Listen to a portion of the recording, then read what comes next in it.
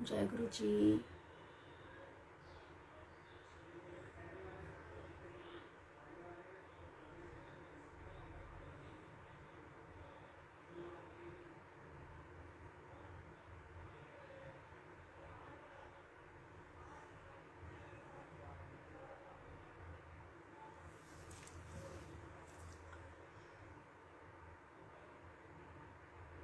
जय गुरु जी संगत जी।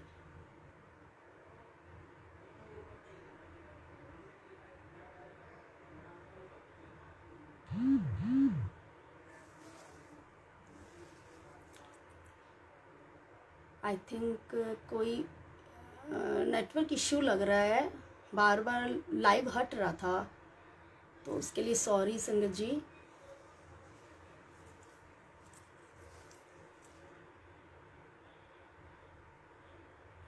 आ जाइए फटाफट।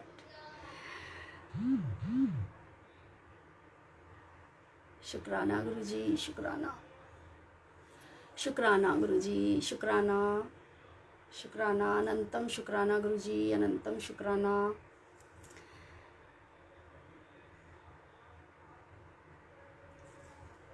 आप सबको मेरी आवाज़ आ रही है तो प्लीज़ एक यस का मैसेज कर दीजिए या फिर थम्स अप कर दीजिए, जिससे मुझे कंफर्म हो जाए कि आपको मेरी आवाज़ आ रही है। एक्चुअली मैं थोड़ा सा यहाँ पे नेटवर्क इश्यूज़ आ रहे हैं, तो बार बार नेटवर्क की वजह से ना लाइव सेशन इधर से उधर हो रहा है, तो प्लीज़ मैसेज मी।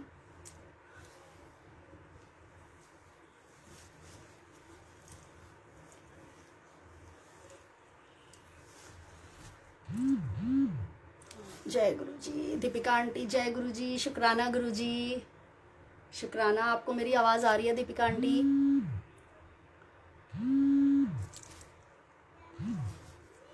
नमः शिवाय, ओम नमः शिवाय। शिव जी सदा सहाय, ओम नमः शिवाय। गुरु जी सदा सहाय। शुक्राना मेरे मालिक, शुक्राना आपका, अनंतम शुक्राना आपका।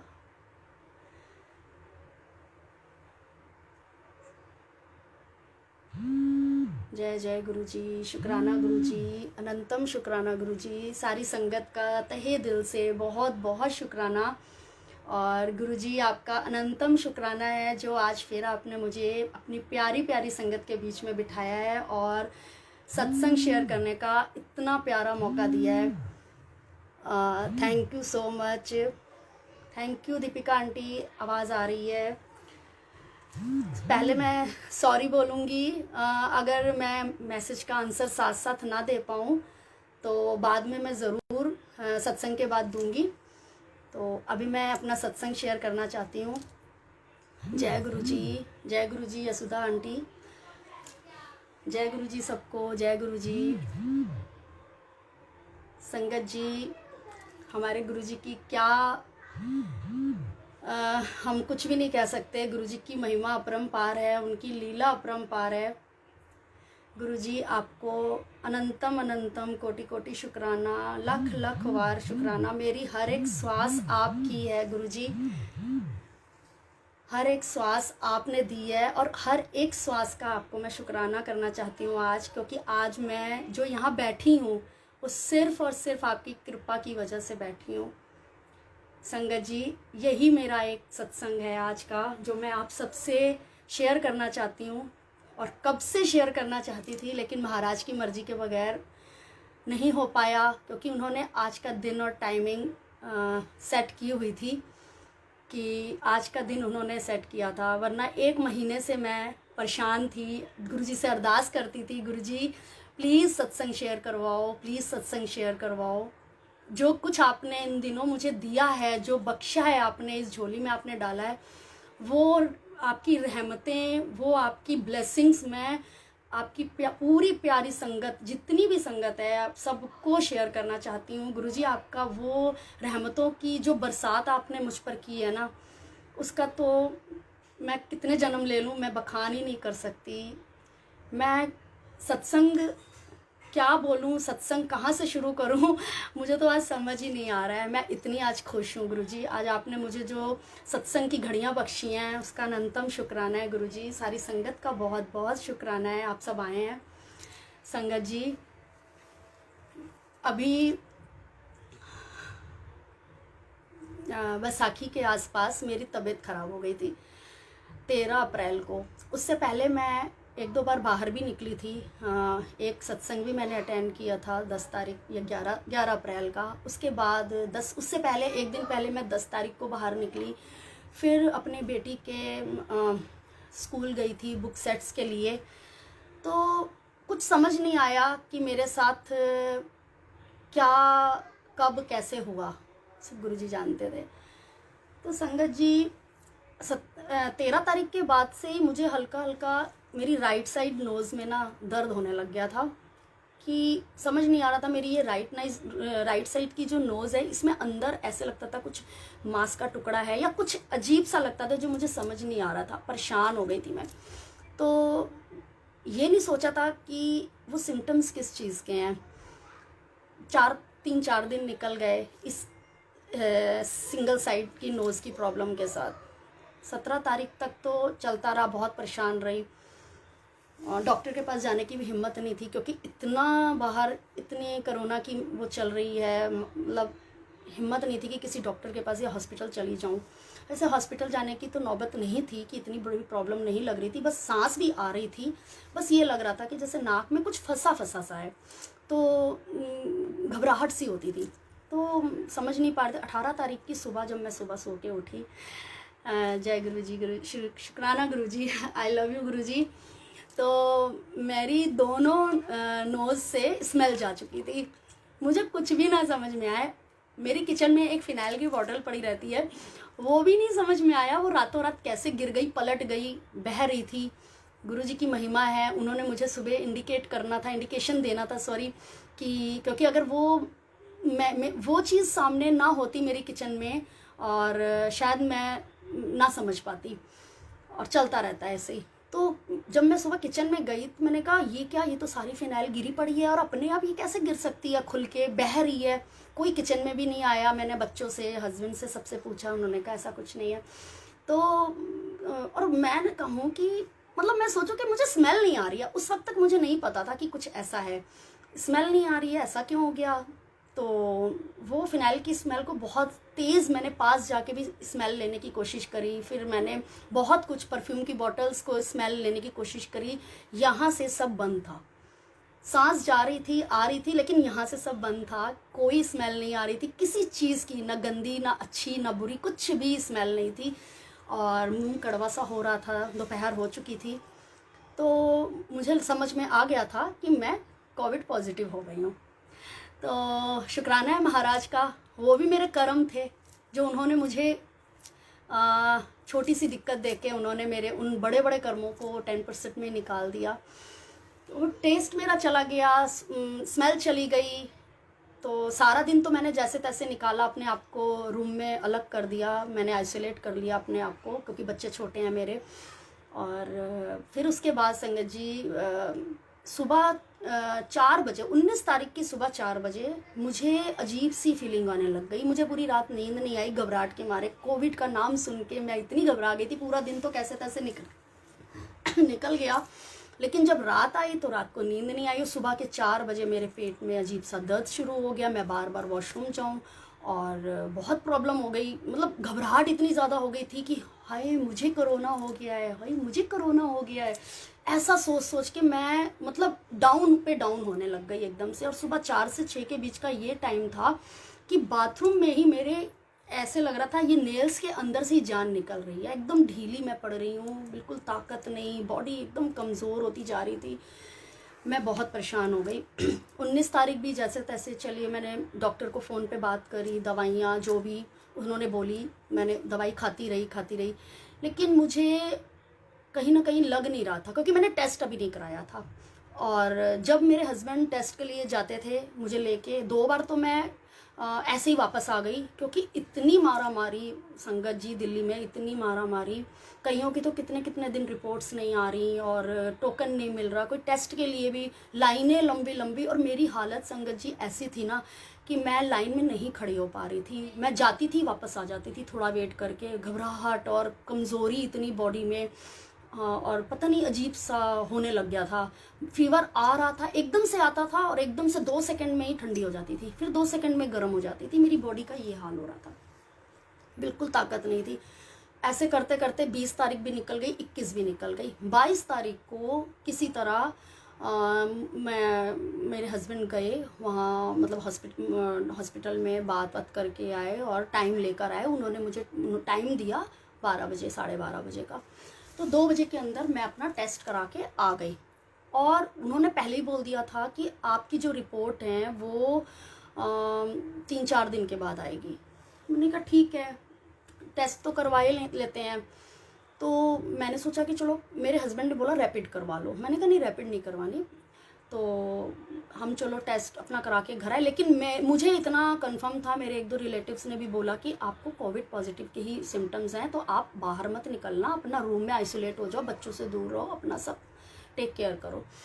तो ठीक है, मैंने अपने आप को आइसोलेट किया। 22 तारीख निकल गई, 23 तारीख निकल गई, ऐसे टाइम निकलता रहा। काफ़ी टाइम हो गया, रिपोर्ट तो नहीं आई। लेकिन संगत जी, मैं 22 तारीख से अपना सत्संग, वो गुरु जी की वो रहमतें और वो महिमा आपको शेयर करना चाहती हूँ। और एक रिक्वेस्ट भी आपसे करूँगी कि जो ये पॉजिटिव वर्ड है ना, हमारे जीवन में, हमारी लाइफ में बहुत इम्पोर्टेंस रखता है। अपने आप को पॉजिटिव रखना, हम पॉजिटिव रहकर ही एक पॉजिटिव को टक्कर दे सकते हैं। दैट मीन्स कोरोना पॉजिटिव को, क्योंकि जब तक हम पॉजिटिव नहीं रहेंगे, हम कोरोना पॉजिटिव से नेगेटिव नहीं होंगे, हम उसको टक्कर नहीं दे सकते, हम उसको हरा नहीं सकते।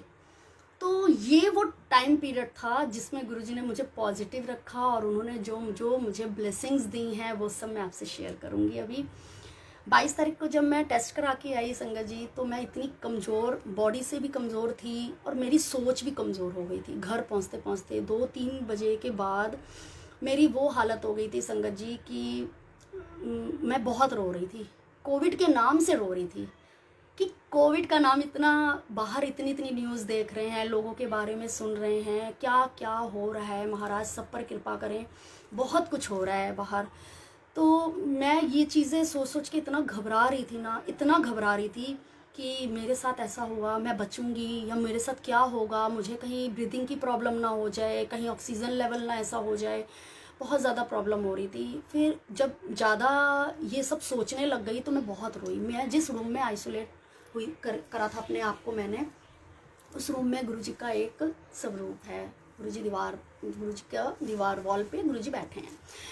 तो उस वहाँ गुरुजी 1.5-2 साल से वो सब लोग गुरुजी का वहाँ पे है और मैं गुरुजी को देखी जाऊँ, बंद कमरा, मैं अकेली, और मैंने बहुत रोई, मैं बहुत रोई। मैंने कहा गुरुजी ये क्या हो गया, कैसे हो गया, चलो अब जो हो गया है सो हो गया गुरुजी, ये मेरे कर्म हैं, ठीक है, लेकिन अब पूरे घर की जिम्मेदारी पहले भी आपके ऊपर थी और आज भी आपके ऊपर है। अब मैं आपको ये अरदास कर रही हूँ गुरुजी कि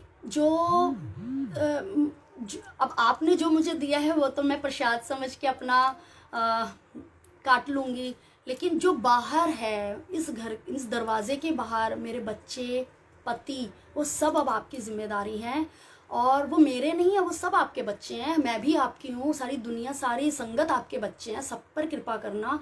लेकिन इस टाइम मैं अंदर हूँ, सब करने वाली मैं हूँ। घर को मतलब किचन विचन जो भी सब काम वाम का था सब, अब घर में कोई दूसरी लेडी नहीं है, अब सब आपने टेक केयर करनी है। अब आप सब कुछ देखना और उनको कुछ मत होने देना प्लीज़।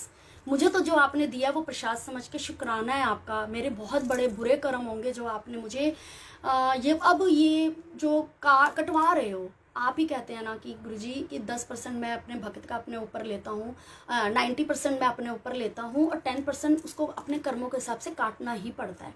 तो ठीक है, आपका प्रसाद है, झोली में आपने दिया है, उसको आप मुझे शक्ति देना कि मैं हंस के वो दिन कटें और आप मेरा साथ मत छोड़ना। इतना बोला संगत जी और मैं बहुत रोई और फिर एकदम से पता नहीं मुझे क्या हुआ। मैंने कहा गुरुजी इस कमरे में मुझे तो अकेले रहने की आदत ही नहीं है, कहीं भी सबके साथ बैठती हूँ, बच्चों के साथ, फैमिली का, आज मुझे अकेले यहाँ रहना पड़ रहा है, मैं अकेली हूँ और ऐसा आप मुझे ना फील कराओ। मैं ना बच्चों की तरह संगत जी रो रही थी उस वक्त, मैं इतना रोई। मैंने कहा संगत जी, मैंने गुरुजी को बोला, मैंने कहा मुझे ना फील कराओ गुरुजी कि इस कमरे में मैं अकेली नहीं हूँ, आप मेरे साथ हो। मुझे बहुत डर लग रहा है, कहीं कुछ हो ना जाए। मैं बहुत नेगेटिव एक्चुअली में हो रही थी उस वक्त और मैंने गुरुजी को यही बोला कि मुझे नहीं पता, मैंने बच्चों की तरह जिद पकड़ ली थी। मैंने कहा गुरुजी मुझे नहीं पता कि आपने मुझे कैसे फील कराना है, या अब आप जानो, लेकिन मुझे आपने फील कराना है, मुझे एहसास कराओ कि आप मेरे साथ हो इस टाइम और मुझे अकेला छोड़ के कहीं नहीं गए हो। इतनी बात हुई संगत जी गुरुजी के साथ थोड़ी देर के बाद। और मैंने ये भी बोला कि मैं बहुत नेगेटिव हो रही हूँ। मैं कब, आप तो कहते हो कि नेगेटिव तो होना ही नहीं है ना, हमेशा पॉजिटिव रहना, अच्छा सोचना है, अच्छा होगा। तो मैंने ये बातें जब गुरुजी से अरदास करी, उसके बाद धीरे धीरे एक घंटे के बाद धीरे धीरे मैं नॉर्मल होना शुरू हो गया मेरे साथ, और थोड़ी सी पॉजिटिविटी आई। थोड़ा सा गुरुजी के शब्द भजन रूम में लगाए, सुने मैंने, थोड़ा सा नॉर्मल हुई मैं। उसके बाद फिर रात को जब डिनर के बाद मैं अपने रूम में टहल रही थी, तो क्योंकि एसी भी नहीं चलाना था, और क्योंकि मुझे खांसी और गले में दर्द भी शुरू हो चुका था 19 तारीख से, तो खांसी भी हो रही थी। मैं स्टीम प्रॉपर ले रही थी 3 से 4 बार, 3-3, 4-4 घंटे के गैप में। मैंने ना सिर्फ सीलिंग फ़ैन चल रहा था, और ना फैन एसी चल रहा था, ना कूलर चल रहा था रूम में।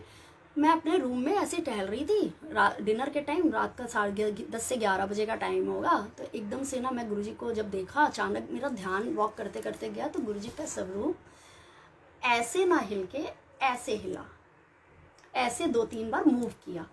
तो मैं उस वक्त मैंने कुछ ध्यान नहीं दिया, मैंने कहा फैन चल रहा है शायद ऐसे हिला होगा, तो उस वक्त ध्यान नहीं दिया मैंने। मैं नॉर्मल अपना रूम में टहलती रही, और फिर रात हुई, सो गई। अगले दिन जब लंच का टाइम हुआ, खाना खाने के बाद मैं फिर उस रूम में वॉक कर रही थी जब संगत जी, तो मेरा ध्यान गुरुजी के स्वरूप पे गया। जैसे मेरे माइंड में एक, जैसे कि कोई धागा टूटता है, बड़ी तेज एक फील आया, जैसे गुरुजी ने मेरे माइंड में वो बात डाली। कहते तू ही तो कह रही थी कि तू मैंने फील करा कि मैं इस कमरे में अकेली हूँ या नहीं, आप मुझे फील कराओ, कैसे भी कराओ, आपने कराना है। ये बात जैसे ही मेरे दिल और दिमाग में आई, तो मैं वहीं पर ठिठक गई, बिल्कुल रुक गई। मैंने कहा अरे ये क्या, मैंने ही तो कल बोला था गुरुजी को कि मुझे फील कराओ कि मैं अकेली हूँ, नहीं हूँ, आप मेरे साथ हो, और गुरुजी ने मुझे कल फील कराया। उनका, संगत जी आप बिलीव करिए, उनका पूरा फ्रेम पूरा ऐसे मूव किया था हल्का, जबकि कूलर नहीं, एसी नहीं, लेकिन हम इंसान हैं, हम बहुत क्वेश्चंस करते हैं अपने भगवान से। मैंने भी महाराज को कुछ ऐसे ही, मतलब उस वक्त, सॉरी गुरुजी, तो मेरा ना दिमाग में यही होता था कि फैन की हवा से होगा, फैन की हवा से होगा। लेकिन उसके बाद जब पूरा दिन, उसके बाद नेक्स्ट डे मैं बहुत ध्यान देती गई, ध्यान पे रखती गई। फैन चल रहा है, गुरुजी का स्वरूप तो हिल नहीं रहा, गुरुजी का फ्रेम तो नहीं हिल रहा, गुरुजी तो शांत से बैठे हैं। सुबह, दोपहर, शाम, हर 2 घंटे जब मेरी नज़र पहुंचे, अब तो फैन भी चल रहा, वही स्पीड है फैन की, अभी भी फैन चल रहा है और फ्रेम तो नहीं हिल रहा। मतलब ऐसी बातें, और ये नहीं समझ पा रही थी कि मुझे गुरुजी ने वो फील करा दिया था कि तू अकेली नहीं है, ऐसा कुछ हुआ। वही बात आई, ठीक है, पॉजिटिव किया गुरुजी ने, एहसास भी कराया, लेकिन दिल और दिमाग समझने को राजी नहीं था कि ऐसा कुछ हुआ है, जबकि खुली आंखों ने देखा चलते फिरते। उसके बाद संगत जी 29 अप्रैल को गुरुजी ने फिर यही इंडिकेशन मुझे दिया। कितने दिन के बाद, 1 हफ्ते के बाद, 29 अप्रैल को, जब मैं रात को फिर डिनर के बाद मैं अपने फ़ोन में मेरा बैद गुरु गोविंदा शब्द सुन रही थी। उस वक्त मैं टहल रही थी, फ़ोन मेरे हाथ में था, और शायद टहलते टहलते ही मैं गुरुजी के इस शब्द के साथ बहुत कनेक्ट हो गई, और आंखों में आंसू थे, बहुत अच्छा लग रहा था, फील हो रहा था, बहुत पॉजिटिव वाइब्स आ रही थी, और मैं सुन रही थी, आंखों में आंसू आ रहे थे। ऐसे लग रहा था गुरुजी बहुत सी बातें हो रही हैं, जैसे गुरुजी को ही मैं कह रही हूँ, गुरुजी आप ही मेरे डॉक्टर हो, आप ही मेरे वैद्य हो, आप सारा इलाज आप अभी तक कर रहे हो, ठीक कर रहे हो। क्योंकि 25 से 26 तारीख के बीच 5 दिन में मेरी रिकवरी हो चुकी थी, मुझे स्मेल भी आ गई थी, मेरा टेस्ट थोड़ा थोड़ा ठीक हो गया था, मुझे भूख बहुत लगने लग गई थी, मेरी डाइट डबल हो गई थी, और मतलब 29 तारीख तक तो ऐसा लग रहा था कि अपने पर ही डाउट हो रहा था कि गुरुजी कहीं मुझे कोरोना था भी कि नहीं था, ऐसा फील हो रहा था। क्योंकि सब कुछ नॉर्मल हो गया था, डाइट भी डबल हो गई थी, सब कुछ खाने पीने लग गई थी, नॉर्मल सब चल रहा था। उसके बाद अब जब 29 को फिर जब मैं शब्द सुन रही थी, उसके बाद फिर अचानक मेरा ध्यान गुरुजी के स्वरूप पे गया गुरु ऐसे लगा कि जैसे गुरुजी ने ना पहले तो मुझे लगा कि जैसे मूव किया गुरुजी के स्वरूप फ्रेम ने। फिर तो मैंने ऐसे आंखें बंद की, मैंने कहा नहीं अब नहीं गुरुजी, अब नहीं, अब ऐसा कुछ नहीं। मैं गुरुजी के स्वरूप के पास जाके खड़ी हो गई और मैंने गुरुजी को बोला, गुरुजी मैं कितनी झल्ली हूँ ना, मैं कितनी बुरी हूँ, आपको आजमाती रहती हूँ। नहीं नहीं गुरुजी सॉरी, अब मैं आपको ऐसा कभी नहीं बोलूँगी। संगत जी आप बिलीव करिए, उस वक्त फिर 2 बार गुरुजी का स्वरूप मूव किया और मैं बहुत खुश हुई कि गुरुजी मेरे साथ हैं। हर पल उन्होंने मेरा साथ निभाया, मुझे क्योर किया, मुझे आज बिल्कुल ठीक किया उन्होंने उस टाइम तक। फिर ऐसे करते करते 2 तारीख को फिर ऐसा ही हुआ। 2 तारीख को सॉरी 2 तारीख को नहीं, 29 को ही बटरफ्लाई आई मेरे रूम में, पता नहीं कहाँ से बटरफ्लाई आ गई एक। तो उधर से गुरुजी के स्वरूप ने 2 बार मूवमेंट करी और उसके बाद अचानक बटरफ्लाई आके मेरे लेफ्ट शोल्डर के पास में, मेरे बेड का कोना था जो बैक होती है उस पे आके बैठ गई। तो मैं बहुत खुश, मैंने कहा वाओ गुरुजी आपने बटरफ्लाई फॉर्म में दर्शन दिए और आज आपने ये भी। तो मैं वो गुरुजी का स्वरूप जब जिस टाइम मूवमेंट किया था ना, तो मैंने कहा मुझे ना वीडियो बनाऊँ कि ना बनाऊँ, गुरुजी वीडियो बना लेने दो प्लीज़। तो मुझे लगा कहीं अगर मैं वीडियो बनाने लग गई तो गुरुजी कहीं शांत ना हो जाए, मतलब दर्शन ना वो करें। तो जिस टाइम गुरुजी तो मैंने कहा नहीं मैं एक बार वीडियो बना लेती हूँ। मैंने जैसे ही फ़ोन ऑन किया मैंने मंत्र जाप शुरू कर दिया बोलना, ओम नमः शिवाय शिवजी सदा सहाय। जब शिवजी सदा सहाय बोला गुरुजी ने फिर 2 बार मूवमेंट की।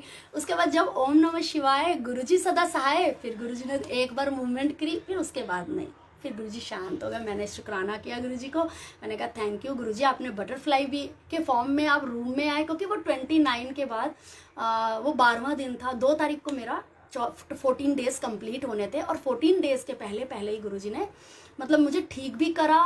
और बटरफ्लाई कहाँ से आई संगत जी मुझे नहीं पता, अभी तक नहीं पता बटरफ्लाई कहाँ से आई थी और सुबह तक रही, मतलब रात भर तो जब तक मैं जागती रही उसको देखती रही। वो गुरुजी के ही स्टिकर स्वरूप के ऊपर, गुरुजी मेरे उस रूम में कंप्यूटर टेबल था काफ़ी बड़ा, मतलब ऊपर से नीचे तक कबर्ड साइज में, उसमें एक गुरुजी का ना स्टिकर स्वरूप लगा हुआ है जय गुरुजी, उसके ऊपर बटरफ्लाई बैठी रही।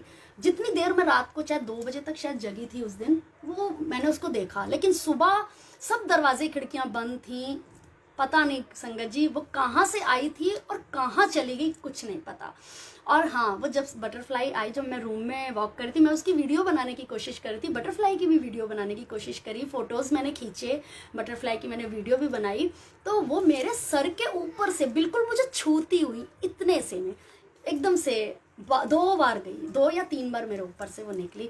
उस वक्त अभी भी मैं आपको बता रही हूँ मेरी पूरी बॉडी वाइब्रेट अंदर से कर रही है संगत जी, ऐसे फील आया, मैं आपको मतलब एक्सप्लेन नहीं कर सकती उस वक्त की फीलिंग क्या थी। ऐसे लग रहा था जैसे साक्षात गुरुजी सर पे हाथ फेर के जा रहे हैं।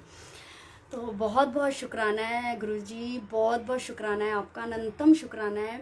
हर पल आपने मेरा साथ निभाया, हर पल आपने मेरा साथ दिया उस टाइम में जिस टाइम पे इतनी मतलब सबके बुरे हाल हो रहे हैं। गुरुजी बाहर सब पर दया करो, कृपा करो, आपने जैसे मुझ पर कृपा करी है अपनी सारी संगत पे कृपा करो, सबको बचा के रखो। ये भी संगत जी कोई मेरा कोई कर्म था, मैं तो बार बार ये बोलती हूँ, वो मेरे कोई कर्म थे जो गुरु, बहुत बुरे कर्म होंगे पिछले अगले कोई भी जन्म के हो सकते हैं, मुझे नहीं पता, लेकिन मेरे गुरुजी ने उसको थोड़े में काट के और मुझे फूलों की सेज में बिठा के रखा। सिर्फ 3 दिन प्रॉब्लम हुई संगत जी, सिर्फ 3 दिन, 18 तारीख से 23 तारीख तक मुझे जो प्रॉब्लम बहुत ज़्यादा फेस करनी पड़ी।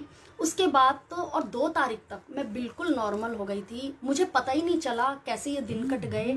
फूलों की सेज पे मुझे गुरुजी ने लिटा के बिठा के उन्होंने मेरा ये दिन कटवाए हैं। जरा भी मेरे बॉडी में दर्द नहीं होने दी, ना मेरी कोई बोन में पेन हुई, ना मेरा कोई सर दर्द हुआ, ना मुझे कोई जैसे एक खांसी होती है, बहुत बुरी वाली खांसी होती है, हुई थी, हल्की फुल्की होती थी, ठीक है नॉर्मल थी कि सहन करने लायक।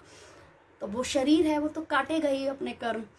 तो मतलब जो बाहर देख रहे हैं ना संगत जी, बहुत बुरा जैसे हाल हो रहा है, ना कोई ब्रीदिंग प्रॉब्लम गुरुजी ने होने दी, किसी भी तरह की कोई प्रॉब्लम गुरुजी ने नहीं आने दी। मैं तो सबको जो भी मेरे रिलेटिव्स, मेरे फ्रेंड्स, गुरुजी की बहुत सी संगत मुझे फ़ोन करती थी और सब जुड़ी थी उन दिनों, पॉजिटिव वाइब्स देती थी और अच्छे अच्छे बातें करती थी। गुरुजी के सत्संग, गुरुजी की बातें शेयर करते थे और वो सब जब भी मेरा हालचाल पूछते थे ना, मुझे कहते थे और आंटी कैसे हो, ठीक हो। मेरी मम्मा, मेरे घर वाले, जितने भी मेरे आसपास के मेरे प्यारे, जितने जानने वाले, प्यार करने वाले, मुझे जब जब रोज़ फ़ोन करते थे मेरा हालचाल लेने के लिए, तो मैं एक ही बात बोलती थी। मैं तो कभी ये बोलती नहीं थी, किसी को बोलने नहीं देती थी कि मुझे कोरोना है, कि आप मतलब अब कोविड ठीक है, अब क्या सिम्टम्स हैं या क्या आप कम हुआ या क्या प्रॉब्लम कितनी कम हुई, कहाँ तक फील कर रहे हो आप, किसी ने मतलब किसी को बोलने नहीं देती थी, क्योंकि मैं इतनी पॉजिटिव हो गई थी। गुरुजी ने मुझे पहले दिन ही इतना पॉजिटिव कर दिया था कि मैं तो बस बोलती थी, गुरुजी मुझे आपने राजयोग दिया है। राजयोग में बिठाया मुझे गुरुजी ने, 14 दिन का राजयोग दिया है। फूलों के बेड पे बिठा के मेरे दिन काटे हैं, कोई प्रॉब्लम नहीं, कोई दुख तकलीफ नहीं, बस एक स्मेल और टेस्ट और हल्का सा गले में खराश थी, वो भी चौथे दिन गले की खराश भी ठीक हो गई थी। खांसी हल्की हल्की चलती थी, वो अभी भी कभी कभी भी टाइम लगेगा तो खराश रहती है। बाकी मैं सबको यही बोलती थी, मैं कहा गुरुजी ने तो मुझे फूलों की सेज पे बिठा के रखा हुआ है, कोई दुख तकलीफ नहीं। शुक्राना है मालिक आपका कि इतने बुरे हालातों में आपने घर से बाहर नहीं जाने दिया और घर में बिठा के अपने पास, अपने चरणों में बिठा के रखा, अपने घर में अपनी जगह बिठा के रखा, बाहर भटकने नहीं दिया।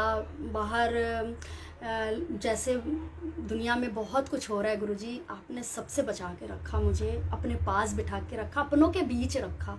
कम से कम मैं अपने बच्चों को दूर से देख तो लेती थी गुरुजी, अंकल से बात कर लेती थी, देख लेती थी, जय गुरुजी बोल लेती थी, हाल चाल एक दूसरे का ले लेते थे, बच्चों को दूर से फ्लाइंग किस कर लेती थी, वो भी मुझे फ्लाइंग किस करके चले जाते थे।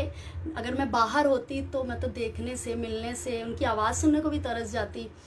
तो सबसे बड़ा तो यही आपने मेरे ऊपर इतनी बड़ी कृपा की है ना गुरुजी, जो मैं शायद कभी मर के भी बखान नहीं कर सकती। इसके लिए तो आपका बहुत बहुत अनंतम अनंतम कोटि कोटि शुक्राना है गुरुजी, बहुत बहुत शुक्राना है गुरुजी। मैं कैसे शुक्राना करूं मुझे समझ नहीं आता है। अच्छा संगत जी, उस बीच एक चीज़ और हुई, मैं आपको एक चीज़ और शेयर करना चाहती हूँ। कहते हैं ना, गुरुजी होते हैं जो अपना नाम जपवाते हैं और हमारी मर्ज़ी नहीं चलती। हम चाहकर भी उनका नाम अपनी मर्ज़ी से नहीं जप सकते, जब तक उनकी आज्ञा ना हो, जब तक उनकी इच्छा ना हो उसमें।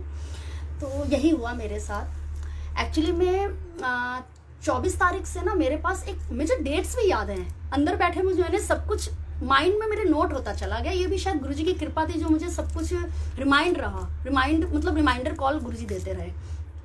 गुरुजी ने मतलब 24 तारीख को ना, गुरुजी मुझे एक ही मैसेज, 3-4 दिन संगत जी, एक ही मैसेज रेगुलर किसी ना किसी संगत के थ्रू, या ग्रुप में, या पर्सनली, या स्टेटस पे किसी संगत के, वो आ जाता था, वो टकरा ही जाता था, वो मतलब सामने आ ही जाता था। फिर और वो मैसेज था संगत जी कि गुरुजी के स्वरूप के साथ गुरुजी का वचन लिखा हुआ था। गुरुजी के वचन हैं, उसमें एक वचन गुरुजी का है कि बड़ा माड़ा टाइम आ रहा है, जेड़ा पाठ करेगा वो बच जाएगा, पाठ विच बड़ी शक्ति होंदी है, सब कुछ बदल सकता है। तो संगत जी, ये 4 लाइनें मतलब 24 तारीख के बाद से मेरे पास 3-4 बार आई, ये कहिए कि रोज आने लग गई।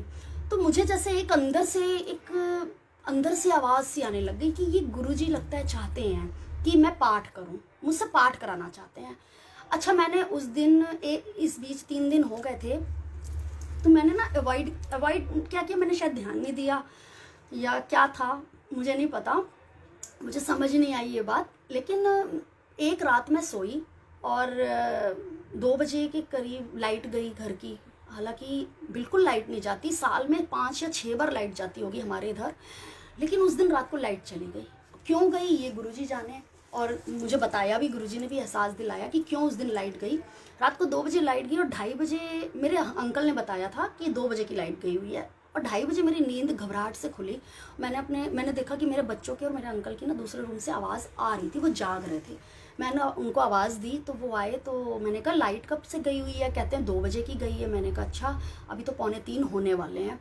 काफ़ी टाइम हो गया, मैं ना अंधेरा हो रहा है तो मुझे ना डर लग रहा है, घबराहट हो रही है, आप ना दूर रूम के बाहर चेयर लगा के बैठ जाओ। और मैंने अपने फ़ोन में ना टॉर्च जलाई।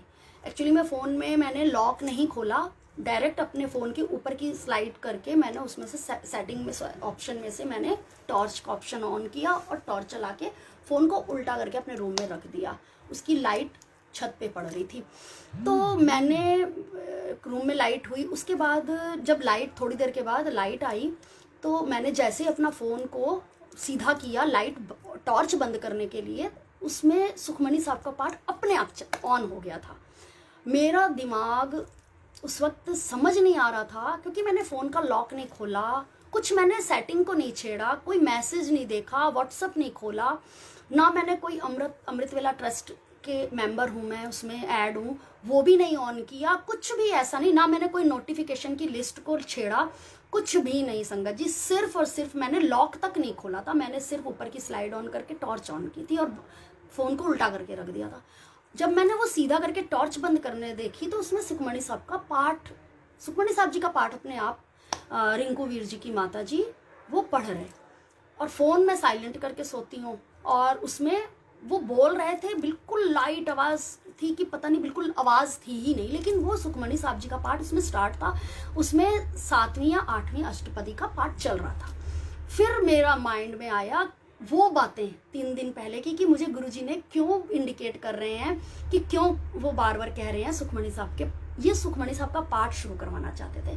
तो क्योंकि पिछले साल भी लॉकडाउन में गुरुजी ने सुखमणी साहब जी का पाठ शुरू करवाया था, करवाते थे, अमृतवेला भी करवाते थे, शुक्राना है गुरुजी का। तो अब भी गुरुजी की इच्छा थी कि वो पाठ शुरू करवाना चाहते थे। तो फिर उस दिन मैंने 4 बजे तक पूरा पाठ फिर सुनकर, गुरुजी ने सुनवाया और मैं तब 4 बजे के बाद सोई। फिर नेक्स्ट डे मैंने गुरुजी को बोला, गुरुजी जो रात को हुआ, अब अमृतवेला आप कराना चाहते हो या जो भी टाइम आप सेट करना चाहते हो आप कराओ, मैं कुछ नहीं कर सकती, वो अब आप देखो। फिर गुरुजी ने मुझे शाम का टाइम बख्शा और फिर गुरुजी ने सुखमणी साहब जी का पाठ स्टार्ट करवाया 29 या 28 से। वो अभी तक रेगुलर गुरुजी करवा रहे हैं, उनका शुक्राना है। गुरुजी हमेशा करवाते रहना पाठ, और जैसे जैसे लगता गया ऐसे फील होता गया, जैसे जैसे उस पाठ को गुरुजी करवा रहे हैं, मैं पाठ गुरुजी पढ़वाते थे और एक तरफ मतलब ऑडियो भी चला देती थी माता जी का, और साथ में मैं गुटका लेकर भी बैठती हूँ। तो ऐसा लगता था कि जैसे गुरुजी अंदर से धीरे धीरे क्योर कर रहे हैं, उस पाठ के थ्रू क्योर कर रहे हैं, कुछ ना कुछ तो है जो गलत होना था, जो गुरुजी ने इस पाठ के थ्रू सही करवाया, मेरा रास्ता साफ किया, करवाया गुरुजी ने। और ये उनकी मेहर है, मालिक की उनकी कृपा है कि वो अपने बच्चों का इतना ध्यान रखते हैं, इतना ध्यान रखते हैं। हमें अपने बारे में संगत जी कुछ नहीं पता होता कि अगले पल क्या होना है, हमारे महाराज का तो जन्मों जन्मों का पता है, उनको सब पता है कि आगे अगले पल क्या होना है। तभी तो उन्होंने इतना, मतलब मैं सोचती रह गई उन्होंने कैसे करवा दिया, मतलब मैं समझ नहीं पाती हूँ कभी कभी।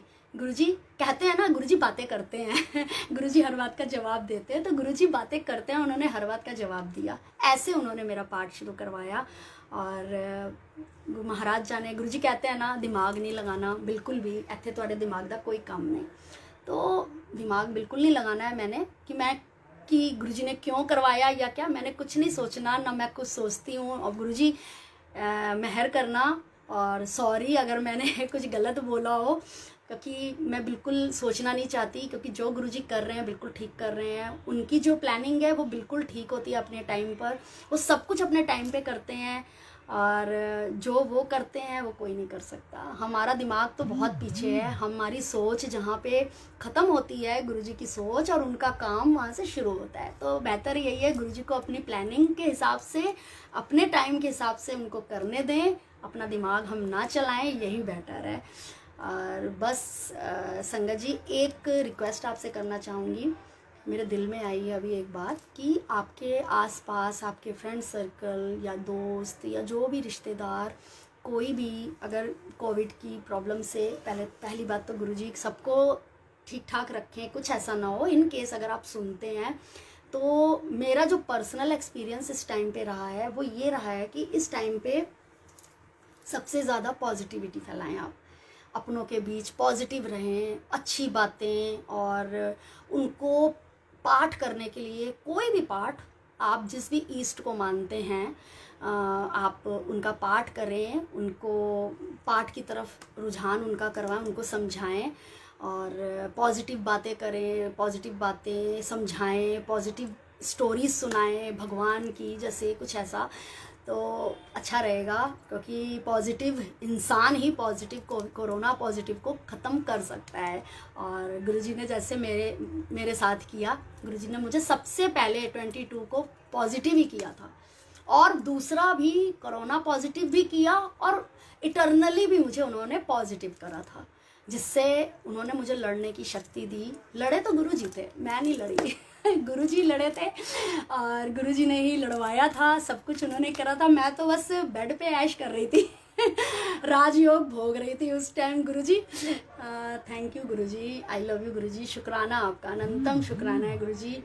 और जैसे गुरुजी के बड़े मंदिर में आप सब गए हैं, बड़े मंदिर में गुरुजी की जो 5 सीढ़ियाँ हैं, काम क्रोध मोह लोभ अहंकार, ये 5 सीढ़ियाँ जब हम गुरुजी की कहते हैं ना, गुरुजी ने हमेशा कहा है ये 5 सीढ़ियाँ, एक एक सीढ़ी चढ़ के, काम क्रोध मोह लोभ अहंकार, ये 5 सीढ़ियाँ चढ़ के जब 6ठी सीढ़ी पे चढ़ते तब हमारे दरबार में एंट्री होती है। तो बस, और वो जब वो 5 सीढ़ियों को पार करके जो 6ठी सीढ़ी होती है वो होती है पॉजिटिविटी की। तो गुरुजी हमारे महाराज ने हमें पॉजिटिव रहने के लिए यहाँ तक समझाया है कि वहाँ पॉजिटिव होकर ही आना, और वो कर देते हैं पॉजिटिव। जब भी हम बड़े मंदिर जाते हैं, जितना मर्जी प्रॉब्लम हो, कितनी मर्जी हम नेगेटिव हो, और सबसे बड़ी बात, हम बहुत कुछ सोच के जाते हैं कि आज मंदिर जाएंगे, आज गुरुजी को ये बोलेंगे, आज गुरुजी से ये मांगेंगे, आज गुरुजी से ये बातें करनी है, आज उनको ये शिकायत करनी है, आज ये बोलना है, आज, और वहाँ जाकर हम सिर्फ ब्लैंक हो जाते हैं। हमको कुछ नहीं समझ में आता कि हम क्या कुछ सोच के आए थे, क्योंकि वहाँ पर सिर्फ महाराज की मर्जी चलती है। तो बस उनकी मर्जी चलती है। और गुरुजी हमें ऐसा आशीर्वाद दीजिए कि हम आपकी रज़ा में ही राज़ी रहें। और बहुत सारा प्यार देने का बहुत बहुत शुक्राना है गुरुजी, बहुत सारी पॉजिटिविटी देने का बहुत बहुत शुक्राना है। और अब बिल्कुल गुरुजी ने ठीक कर दिया है, थोड़ी थोड़ी वीकनेस है, महाराज आपकी कृपा से वो भी ठीक हो जाएगी। आपने ही करना है और सबका भला करना गुरुजी, सब पर कृपा करना। और ये था मेरा गुरुजी का प्यारा सा सत्संग, जो मैं कब से तड़प रही थी कि मैं सबके साथ मैंने शेयर करना है, सबको बोलना था। आज गुरुजी ने मुझे मौका दिया है आज शेयर करवाने का। अच्छा संगत जी, मैं एक सत्संग और आज शेयर करना चाहती हूँ आपसे। मैंने पिछले सत्संग में आपसे, जब मैं पिछली बार लाइव आई थी तो आपसे मैंने एक सत्संग शेयर किया था पिछली बार भी, कि मेरी तबीयत बहुत जब बिगड़ गई थी, अक्टूबर में मेरी तबीयत बहुत बिगड़ गई थी। तो मैं वो सत्संग आज कंटिन्यू करना चाहती हूँ कि मेरे साथ हुआ क्या था। अक्टूबर में मेरी तबीयत बहुत ज़्यादा बिगड़ी थी, और इतनी ज़्यादा बुरी हालत हो गई थी अक्टूबर में, पूरा 20 दिन में मैंने 8 किलो वेट लॉस किया था। और जब सारे टेस्ट हुए तो उसमें विटामिन डी की कमी निकली, और साथ में शुगर बॉर्डर लेवल पे आ गई थी, बॉर्डर लाइन पे आ गई थी शुगर मेरी। उस टाइम भी मैं बहुत रोई थी, बहुत परेशान हुई कि ये क्या हो गया, कैसे हो गया, बहुत परेशान थी। चलता रहा, दवाइयाँ चली, दवाइयाँ खाते रहे, गुरुजी का भी जल प्रसाद सब साथ चलता रहा। धीरे धीरे धीरे धीरे थोड़ा थोड़ा करके सही होने लग गई थी। दिसंबर में जब एक बार मैं बड़े मंदिर गई थी एक संगत आंटी के साथ, तो जब मैं वहाँ से मेट्रो से उतरी और ग्रामीण सेवा पे बैठी, तो वहाँ पे उस ग्रामीण सेवा में मेरे सामने एक आंटी बैठी थी। वो आंटी बहुत, मैं क्या बताऊँ, मतलब बहुत गरीब फैमिली की लग रही थी, कि जैसे कि मतलब उनको देखकर लग रहा था कि बहुत परेशान थी। गुरुजी की संगत, गुरुजी की दरबार जा रही थी, मेरे सामने बैठी थी। कुछ बात तो नहीं हुई, कुछ पूछा नहीं। उनका छोटा सा बच्चा था, और वो भी 3 साल का होगा। तो वो मुझे बार बार ना पैरों में हिट कर रहा था तो मैंने अवॉइड कर दिया। मैंने कहा कि कोई बात नहीं, तो क्योंकि उनकी कंडीशन देखकर ही थोड़ा वो लग रहा था, क्या बोलूँ मैं उनको, कुछ नहीं, गुरुजी के घर जा रही हैं, गुरुजी के दरबार जा रही, तो गुरुजी की संगत है, प्यारे हैं, सब अपने ही हैं। अच्छा, वो जब आपको पता होगा बड़े मंदिर जाने के बाद सब इधर उधर हो जाते हैं, कोई किसी को नहीं मिलता, बहुत रेयर कभी कोई टकरा जाए दोबारा। तो अब हम अपना दर्शन करने चले गए, वो भी अपना कहीं उतर गए, हमने तो उनको उतरते भी नहीं देखा, ध्यान दिया कि किस तरफ गई हैं, हमें नहीं पता। हम जब मंदिर में उतर गए, मंदिर में दर्शन करने गए उतर के, उसके बाद जब मैं दर्शन करके एग्जिट पॉइंट से बाहर निकली तो जब गाड़ी के पास तक आने लगी तो वहाँ मेरे पीछे, मेरे बगल से ना बिल्कुल तेज़ स्पीड में, मतलब एकदम वही आंटी अपने बच्चे के साथ बड़ी स्पीड में निकली। तो बड़े गुस्से से उन्होंने मुझे बोला कि जय गुरु जी आंटी, आपको पता नहीं है गुरु जी को नग रत्न, ये नग वग पहनने पसंद नहीं थे, और आपने पुखराज पहना हुआ है, आपने ये रिंग पहनी हुई है। एक्चुअली में उस टाइम मैंने इस फिंगर में पुखराज पहना हुआ था और वो 10 सालों से पहना हुआ था संगत जी। और मुझे ये भी पता है कि वो शायद खंडित हो चुका था, कहीं ना कहीं उसमें दरार आ चुकी थी, लेकिन उस रिंग का डिज़ाइन इतना सुंदर था कि मेरा वो उतारने का मन नहीं करता था कभी। मैं उसको शौकिया बस पहना हुआ था, और ये गुरुजी भी जानते हैं मैंने शौकिया ही पहना हुआ था, क्योंकि जब गुरुजी ने अपने से जोड़ा था इन 5 सालों में, पहले 5 सालों में कुछ टाइम पहले ही हमने शायद स्टार्टिंग में या 8-9 या साल भर के अंदर, जब हमें ये गुरुजी की ये वचन में और गुरुजी के बारे में ये पता चला पुरानी संगत से, और उनके जब सत्संग सुने कि गुरुजी ज्योतिषी, पंडित और ये नग रत्न को मतलब मना करते थे, तो मेरे अंकल ने भी माणिक और वो मूंगा पहना था, वो दोनों उसी वक्त उतार के मंदिर में ही यहीं पर ही रख दिया था। तो लेकिन वो अंगूठी मैं एक डिज़ाइन के तौर पे पहनती थी। अब वो आंटी ने मुझे ऐसे बड़ी तेज़ बोला, आपको पता नहीं है आंटी कि गुरुजी को बिल्कुल ये पसंद नहीं था कि वो नग और रत्न पहने, कोई वो मना करते थे, आपने ये पुखराज पहना हुआ है। तो मैंने कहा ठीक है आंटी, मैं उतार दूंगी, बाकी मैंने ये ना शौकिया तौर पे पहना, इसका डिज़ाइन बहुत अच्छा है। कहते कोई बात नहीं आंटी, आप रिंग को गला के आप कुछ भी पहन लो, बना लो, गुरुजी का ओम का लॉकेट पहन लो, या स्वरूप में गोल्ड में बनवा लो, या ओम का लॉकेट पहन लो। एक बात यहाँ मैं आपसे कहना चाहूँगी कि काफ़ी टाइम से मेरे मन में एक बात थी कि मैं ना चाहती थी कि मैं गुरुजी के स्वरूप को गोल्ड में बनवाऊँ, और मैंने अपने अंकल को बहुत टाइम से बोला हुआ था, लेकिन बन नहीं पा रहा था, वो भी गुरुजी की मर्जी थी, नहीं बन पा रहा था।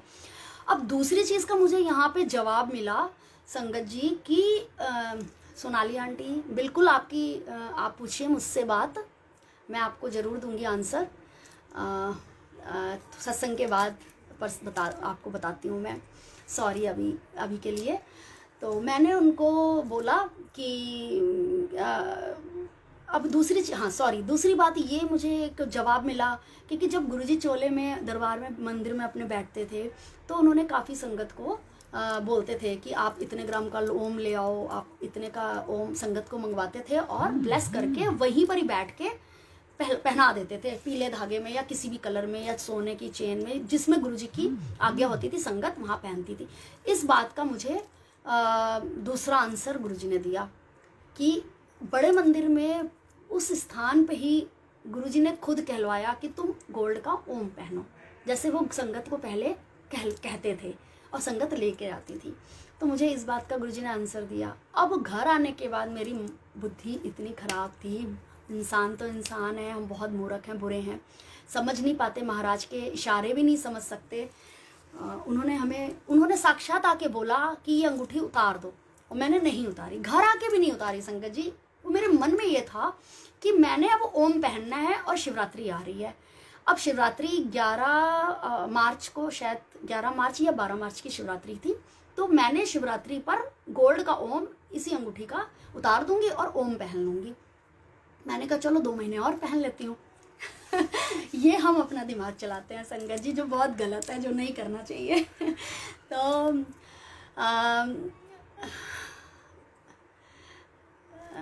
जी सोनाली आंटी, डियर आपसे पूछना था, मुझे गुरुजी के बारे में कुछ नहीं पता, बट आजकल गुरुजी के बारे में बहुत कुछ देख रही हूँ, तो कुछ है, गुरुजी कहाँ से हैं इनके बारे में ज़रूर संगत जी, सोनाली आंटी ज़रूर आपको मैं भी बताऊंगी। आपको आप YouTube पे जाइए, वहाँ पर आपको गुरुजी के बारे में बहुत कुछ जानने को मिलेगा, और बाकी मैं आपको गुरुजी चाहेंगे तो वो मैं आपको ज़रूर मैसेज के थ्रू सारा आंसर दूंगी।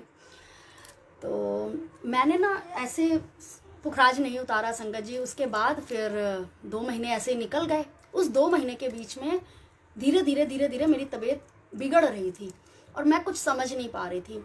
एक्चुअली में हुआ क्या, फिर शिवरात्रि भी आ गई। शिवरात्रि पे भी मेरा ओम नहीं बना संगत जी, ओम नहीं बना, ओम पहना नहीं और रिंग भी नहीं उतारी मैंने। ऐसा हुआ। और फिर शिवरात्रि के 2 दिन के बाद, मुझे आज भी याद है, 13 तारीख को सुबह मैं और मेरे अंकल चाय पी रहे थे और एक गुरुजी के एक आंटी हैं, संगत आंटी हैं, उन्होंने ग्रुप पे एक मैसेज भेजा, सत्संग भेजा। और सत्संग भी मैं पूरा अपने अंकल को पढ़ के सुनाने लगी और खुद भी मेरा मतलब माइंड वो हो गया एकदम से। मैं समझ नहीं पा रही थी कि ये क्या लीला गुरुजी रच रहे हैं। सत्संग क्या था कि एक बार बाबा अंकल का सत्संग था कि गुरुजी जब फिजिकल फॉर्म में थे तो एक बाबा अंकल गुरुजी के पास आते थे और गुरुजी उनको बहुत प्यार से बातें करते थे, उनको बहुत ब्लेसिंग्स देते थे। तो उनको ना कुछ फाइनेंशियली कुछ प्रॉब्लम हुई होगी बाबा अंकल को, तो उन्होंने ना किसी ज्योतिषी के पास जाने लग गए।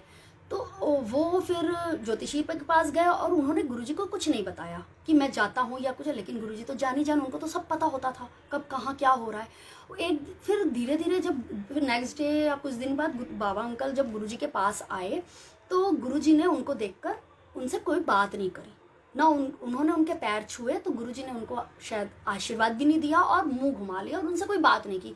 ऐसा चलता रहा 2 बार 3 बार। उनके साथ एक सेवादार खड़े थे, बैठे थे गुरुजी के दरबार में गुरुजी के साथ।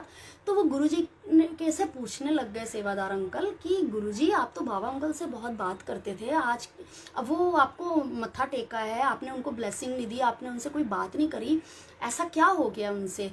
तो गुरुजी ने बस एक ही बात बोली कि बाबा ना पंडितां दे चक्करां विच पै गया है, ज्योतिषी दे चक्करां विच पै गया है। बस इसके अलावा उन्होंने कुछ नहीं बोला कि मैं इसलिए नहीं बात कर रहा या जो है। ऐसी बात होने के बाद तो फिर वो सेवादार ने बाबा अंकल को कुछ दिनों के बाद ये बात बाबा अंकल को फील होने लग गई। तो उन्होंने ऐसी बात सेवादार अंकल से बात करी। तो सेवादार अंकल ने बोला कि आप ना गुरुजी बोल रहे थे ऐसे ऐसे आप ज्योतिषों के चक्कर में पड़ गए हो, तो ऐसा है। तो उस बात से गुरुजी नाराज हैं। अब बाबा अंकल को ये बात बहुत फील हुई और वो जाके गुरुजी के चरणों में गिर गए और बहुत रोए और बोले कि नहीं गुरुजी मुझे माफ़ कर दीजिए, अब मैं कभी किसी पंडितों के चक्रों में नहीं जाऊंगा। अब तो ब्रह्मा और विष्णु भी अगर आके बोलेंगे ना ये करो तो मैं जब तक आपसे नहीं पूछूंगा तब तक कदम नहीं बढ़ाऊंगा। उन्होंने उनसे माफ़ी मांगी और गुरुजी ने उनको माफ़ किया और बहुत सारी ब्लेसिंग्स दी और फिर गुरुजी ने उनसे बात भी करी। और ये बात संगत जी अभी एंड भी नहीं हुआ था, उस बीच अभी ये एंड भी नहीं हुआ था अभी इस सत्संग का। और मेरे अंकल ने उन्होंने भी 10-15 सालों से पुखराज पहना हुआ था, उन्होंने ऐसे उतारा, मैंने कुछ नहीं बोला, मैंने कुछ नहीं कहा कि आपने भी पहना है या कुछ है, उन्होंने उतारा और कहा और आके यही गुरुजी के मंदिर में आके रख दिया। और उससे पहले मेरा पुखराज गुरुजी ने कब उतरवाया, ये तो मेरे अंकल का उतरवाया। उसके 1 दिन या 2 दिन पहले गुरुजी ने मेरा भी शिवरात्रि के नेक्स्ट डे मेरा भी उतरवा दिया था। हुआ ये था कि मैं अपने घर में आराम से काम कर रही थी संगत जी, किचन का काम, किचन के आगे से ही मैं निकली हूँ, मेरे हाथ में ट्रे थी और 2 दिन पहले से ही, शिवरात्रि के पहले से या शिवरात्रि के 1 दिन पहले, या मुझे एग्जैक्टली टाइम डेट नहीं याद है संगत जी, लेकिन हाँ उसके आस पास के ही टाइम थे। मेरा ये थंब से लेकर ये एरिया इतना दर्द करता था कि मैं 1 कप चाय को ट्रे में रखती थी ना तो वो भी नहीं पकड़ पाती थी, मेरा हाथ ऐसे मुड़ जाता था, बहुत दर्द करता था। मुझे समझ नहीं आता था ये हो क्या गया, क्यों दर्द हो रहा है, और मुझे नहीं समझ में आ रहा था क्यों। और वो राइट हैंड जिसमें मैंने पुखराज पहना था वो यहाँ से इतना दर्द मेरा रहता था, बहुत ज़्यादा रहता था, कुछ भी काम नहीं हो रहा था इस हाथ से, कुछ पकड़ नहीं पाती थी। ऐसे ही एक दिन मैं किचन में काम करते हुए बाहर निकली तो और मेरे अंकल ने 2-3 बार इस पर स्प्रे करके पट्टी भी बांधी, रात को सोई हूँ लेकिन वो आराम नहीं आ रहा था, उस दर्द स्प्रे से भी आराम नहीं आ रहा था। उस दिन नेक्स्ट डे मैं किचन में काम करके बाहर आ रही थी तो एकदम से मेरी उंगलियों में ना सूजन आ गई, फिंगर्स में पता नहीं क्या सूजन आई और अंदर से इतना घबराहट हुई, इतनी घबराहट हुई जैसे बीपी बहुत हाई हो जाता है, एकदम पसीना बहुत ज़्यादा आ गया और एकदम से घबराहट, हाथ पैर एकदम फूल गए। और कुछ नहीं सोचा कि ये क्यों हो रहा है, मुझे डॉक्टर के पास जाना चाहिए या मुझे डॉक्टर से बात करनी चाहिए या मुझे कोई टैबलेट लेनी चाहिए या मैं अपने अंकल को बता दूं, कुछ नहीं। गुरुजी की गद्दी बाहर, गुरुजी विराजमान है और किचन से गुरुजी की गद्दी के बीच का जो जगह थी वहीं पर ही खड़े हुए मेरे एकदम से दर्द हुआ, एकदम से घबराहट हुई और मैंने अपनी फिंगर से अंगूठी उठाई, मैंने कहा इसको तो मैं नहीं पहनूंगी अब, इसको तो नहीं पहनूंगी। ऐसे लगा जैसे मैं नहीं बोल रही, मैंने कैसे, मुझे आज भी वो बात समझ नहीं आ रही कि ये मैंने अंगूठी कैसे उतारी थी और क्या बोल के उतारी थी। मुझे इतना पता है कि मैंने बस घबराहट में बस एक ही चीज़ बोली, खींच के अंगूठी निकाली, बोल मैं इसको नहीं पहनूंगी, और ला के मंदिर में यहीं पर ही गुरु जी के पास गुरु जी को दे दी। मैंने कहा गुरु जी इसको आप संभालो। संगत जी वो दिन और 18 तारीख को मेरे घर में मैंने संगत बुलाई थी और मैंने ये सत्संग भी उनके साथ भी शेयर किया। उसके बाद से एक हफ्ते के अंदर जो मेरी दवाइयाँ मेरे मम्मी के घर से मायके से कोरियर होती थी, आज मार्च अप्रैल ख़त्म हो गया, 2 महीने से ज़्यादा हो गया है, वो दवाइयाँ मतलब मेरी सब बंद हो गई हैं। मेरी दवाइयाँ गुरुजी ने बंद करवा दी। मुझे ये समझाया गुरुजी ने कि तेरा ये पुखराज, क्योंकि वो आंटी जो मुझे बड़े मंदिर में मिली थी जिन्होंने मुझे डांटा था ना, उन्होंने एक बात और बोली थी, वो मैं आपको बताना भूल गई, सॉरी। उन्होंने जब ये बोला कि आपको पता नहीं है कि गुरुजी को नग और रत्न बिल्कुल पसंद नहीं थे, क्या पता ये आपको गलत उल्टे असर दे रहे हो, ये लाइन भी उन्होंने साथ में बोली थी। और वो बात फिर मुझे उस दिन घर में समझ में आई, क्योंकि जब मेरी दवाइयाँ ख़त्म हुई और मुझे दवाइयाँ ख़त्म होने के बाद नेक्स्ट डे दूसरे दिन तीसरे दिन उन दवाइयों की नीड नहीं लगी, क्योंकि मेरी पल्स बढ़ जाती थी, मेरी घबराहट हो जाती थी, मुझे बीपी मेरा हाई रहता था, शुगर मेरी बॉर्डर लाइन पे थी। एक्चुअली मैं 2 बार शुगर मैंने टेस्ट करवाई है, वो अभी भी बॉर्डर लाइन पे है, गुरुजी ने उसको रोकी हुई है अपनी मेहर अपनी कृपा से। गुरुजी हंस रहे हैं, शुक्राना गुरुजी, आई लव यू गुरुजी, आई लव यू, शुक्राना गुरुजी। तो गुरुजी ने उसको भी वहीं रोकी हुई है। हाँ ठीक है, थोड़ा बहुत कंट्रोल करती हूँ, मीठा खा लेती हूँ लेकिन लिक्विड में नहीं लेती हूँ, फीका सब लेती हूँ, विदाउट शुगर ही लेती हूँ। एक चाय शाम की ज़रूर थोड़ी मीठी वाली पीती हूँ, बाकी चाय सारी फीकी होती है मेरी, मिल्क भी फीका लेती हूँ। बाकी गुरुजी कहते हैं ना, अब डॉक्टर अपना काम करेंगे तो मैं अपना काम करांगा, तो गुरुजी अपना काम कर रहे हैं और मैं और जो मुझे डॉक्टर ने बोला है मैं वो उनकी बात भी मान रही हूँ। बाकी गुरुजी ने तो बहुत ब्लेसिंग दी है, मेरे तो डॉक्टर ही गुरुजी हैं, मेरे महा डॉक्टर वो बैठे हुए हैं, मुझे तो और किसी डॉक्टर की भी ज़रूरत नहीं है मैं तो जो भी प्रॉब्लम होती है मैं तो गुरुजी के पास ही आती हूँ, गुरुजी देख लो क्या हो गया, गुरुजी अब आप ही ठीक करो। अभी तो कल भी आके गुरुजी से बातें कर रही थी, रात को थोड़ी सी प्रॉब्लम हो गई, मैंने कहा गुरुजी इतना बड़ा गंदा माहौल हो रहा है बाहर, डॉक्टरों के पास जाने से डर लग रहा है, हॉस्पिटल जाने से डर लग रहा है, और आप मेरे साथ ऐसा कर रहे हो, मुझे नहीं पता, आप ठीक करो, मुझे कहीं नहीं जाना, आपने ठीक करना है। और ठीक कर दिया गुरुजी ने। आज आपके सामने देखो गुरुजी हंसा रहे हैं, बिठाया हुआ है उन्होंने, सत्संग शेयर करवा रहे हैं। और वैसे भी अब तो मैं 99 में 100% ठीक हो जाना, क्योंकि मेरे मन में था। क्योंकि संगत जी इसके पीछे भी एक छोटा सा सत्संग है। मेरे साथ एक बार ऐसे ही हुआ, जब मेरी तबीयत बहुत ज़्यादा ख़राब होती थी ना, हो गई थी पीछे, जब जो मैं अभी आपको शेयर कर रही हूँ, शेयर किया जो मैंने अभी, उस बीच में एक बार ना मैं बैठे बैठे वॉशरूम नहीं, हाँ सॉरी, वॉशरूम में थी मैं, तो मतलब पता नहीं वही ना माइंड में जैसे गुरुजी से बातें होती, मैंने लास्ट सत्संग में भी आपको बताया, गुरुजी से खाते पीते काम करते बातें गुरुजी से चलती, गुरुजी के सत्संग गुरुजी को ही सुना रही होती, जब कोई नहीं मिलता मुझे तो मैं तो गुरुजी को ही सत्संग सुनाने लग जाती हूँ अपने माइंड में काम वाम करते हुए। तो मैं गुरुजी को उस दिन एक्चुअली मैं बात ले रही थी, तो मेरे माइंड में गायत्री आंटी का सत्संग आ गया। पता नहीं कहाँ से, मैंने कितने टाइम पहले गायत्री आंटी का सत्संग, मेरे ख्याल से 1 साल तो हो ही गया है, और एक ही बार मैंने गायत्री आंटी, पुरानी संगत है गुरुजी की, उनका सत्संग सुना था, जिसमें उन्होंने एक बार शेयर किया था कि वो बहुत अपने उनकी मेडिकेशंस चल रही थी, उनका बीपी और उनको बहुत सारी बीमारियां मतलब प्रॉब्लम्स थी। तो गुरुजी ने उनको एक ही बात बोली थी, तू जदों तक सत्संग करेंगी तो ठीक रहेंगी गायत्री, और वो गायत्री नाम भी गुरुजी ने उनको दिया था। तो वो सत्संग और ये लाइन मेरे माइंड में, सत्संग तो नहीं आया लेकिन ये लाइन मेरे बात लेते हुए मेरे माइंड में आई कि जदों तक तू सत्संग करेंगे तो ठीक रहेंगे। तो मुझे ना गुरुजी ने ये, इसी को तो कहते हैं कि गुरुजी बातें करते हैं गुरुजी बातों का जवाब देते हैं। तो गुरुजी ने मुझे ये बात कही उस दिन बात लेते हुए कि तू जदों तक सत्संग करेंगे तो ठीक रहेंगी, और अब तो मैंने ठीक हो ही जाना है गुरुजी, है ना, आपने इसीलिए तो मुझे यहाँ बिठाया है। देखिए थैंक यू गुरुजी, शुक्राना गुरुजी, आपका बहुत बहुत शुक्राना। तो संगत जी ये था सत्संग, उस दिन ऐसे मेरा पुखराज उतरवाया। उसके 2 दिन बाद मेरे अंकल का पुखराज गुरुजी ने, देखो ऐसे जब करना होता है ना, ऐसे करते हैं गुरुजी अपने आप ही, जो मैं 10 साल 15 सालों से नहीं कर पाई, वो गुरुजी ने फटाक से 1 महीने के अंदर ही उन्होंने हम दोनों का पुखराज हस्बैंड वाइफ का उतार के अपने पास रख लिया है।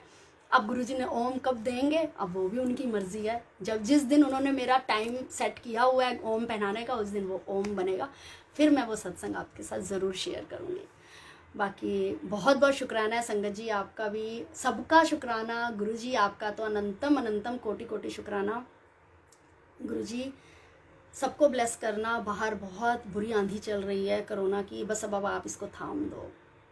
जैसे शिव जी आए थे, उन्होंने विश लिया था अपने गले में, रोका है ना, बस अब आप आ जाओ जल्दी से और इस महामारी को अब आप रोको। इसका विश अब आप जैसे भी लेना है अब आप लो। हम नहीं कहेंगे कि आप अपने कंठ में लो, क्योंकि आपको तकलीफ़ होगी तो हमें भी बहुत ज़्यादा तकलीफ़ होगी। बस आप अपने हाथों में ले लो, उसी में ही हो जाएगा सब कुछ। और गुरुजी बस अब बहुत हो गया, अब सबको ब्लेस करो गुरुजी, सबको ब्लेस करो, सबके घरों को, सबके बच्चों को, सबको ब्लेस करो। बहुत घर टूट रहे हैं गुरुजी, बहुत घर वो हो रहे हैं। परेशान हो जाती हूँ जब न्यूज़ देखती हूँ, सब लोग परेशान हैं गुरुजी। बस सब अरदास करें संगत जी, सब एक दूसरे के लिए अरदास करें कि सब गुरुजी जल्दी जल्दी सब ठीक करें। महाशिव हमारे जल्दी से धरती पे आए, कहीं गए नहीं हैं, लेकिन एक मन में आता है ना कि अब आप आओ और इसका खात्मा करो बस। और सब तरफ ठंड पहुँचाओ, सब तरफ अच्छा खुशहाल माहौल बनाओ गुरुजी। सब आपके पास आएँ, फिर दरबार आएँ, सत्संग करें, एक दूसरे से मिलें जुलें गुरुजी। बस अब यही अरदास है सबके लिए। सबके घरों की रक्षा करो, सब बच्चों की रक्षा करो, सब अपनों के बीच में राजी खुशी खुशी खुशी खुशहाल रहें गुरुजी। थैंक यू सो मच गुरुजी, शुक्राना आपका, अनंतम शुक्राना। अच्छा संगत जी, फिर गुरुजी आज्ञा होगी, फिर दर्शन गुरुजी करवाएंगे, फिर बैठाएंगे, फिर सत्संग शेयर करवाएंगे। और जाने से पहले सारी संगत के लिए, सारी सृष्टि के लिए एक अरदास बस जाने से पहले मेरे दिल में आई है, एक अरदास ज़रूर करेंगे। आप सब भी अरदास करिए। Thank you so much.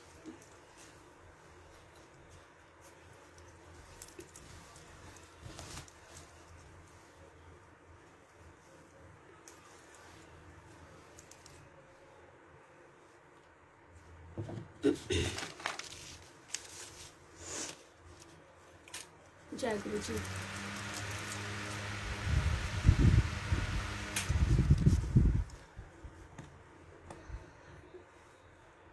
जय गुरु जी, शुक्राना गुरु जी। तुम ठाकुर तुम पे अरदास, जियो पिंड सब तेरी रास। तुम मात पिता हम बालक तेरे, तुमरी कृपा में सुख घनेरे। को न जाने तुमरा अंत, ऊंचे से ऊंचा भगवंत। सगल समग्री तुमरे सूत्रधारी, तुम ते हो ऐसो आज्ञाकारी। तुमरी गत मित तुम ही जानी, नानक दास सदा कुर्बानी। नानक दास सदा कुर्बानी। शुक्राना गुरुजी। गुरुजी सबकी अरदास सुनना, सब पर अपनी कृपा करना गुरुजी। संगत जी बहुत बहुत शुक्राना आप सबका। जय गुरुजी, शुक्राना गुरुजी। गुरुजी की आज्ञा होगी संगत जी, फिर जल्दी मिलेंगे। अभी मैंने आपसे बहुत सारे सत्संग शेयर करने हैं, गुरुजी ने करवाने हैं। जय गुरुजी, शुक्राना गुरुजी। ओके, जय गुरुजी संगत जी, जय गुरुजी।